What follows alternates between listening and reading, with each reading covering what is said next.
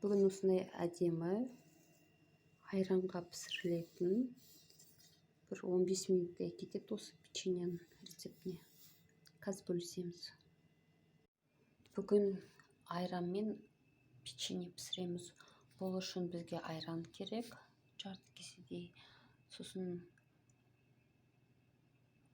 май керек, сұйық май, кішкене тұз керек, қант, нанның қамырдың ішіне қант посыпка үшін бір жұмыртқа, ванильный сахар.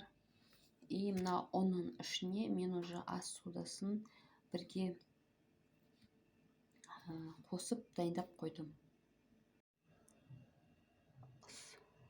Жұмыртқаны, оған 3 қасық қант қосамыз.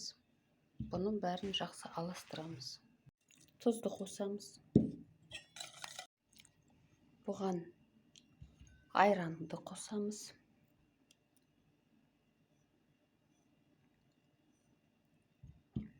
Аластырамыз. Енді сұйық майды қосамыз.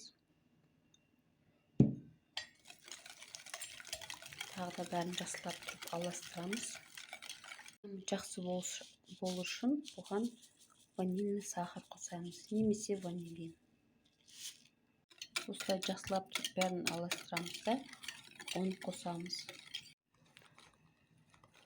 Онымен бәрін жақсылап тұрып аластырамыз.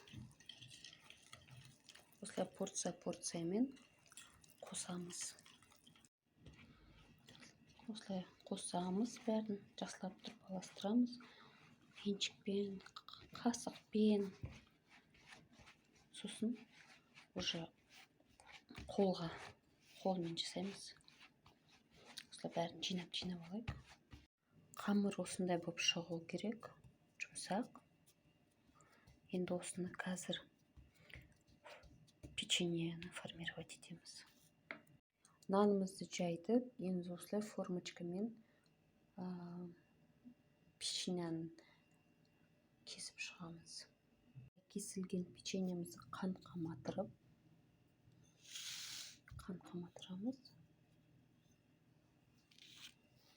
Осылай шанышқымен ақырын ғана басып, әдемі форма береміз.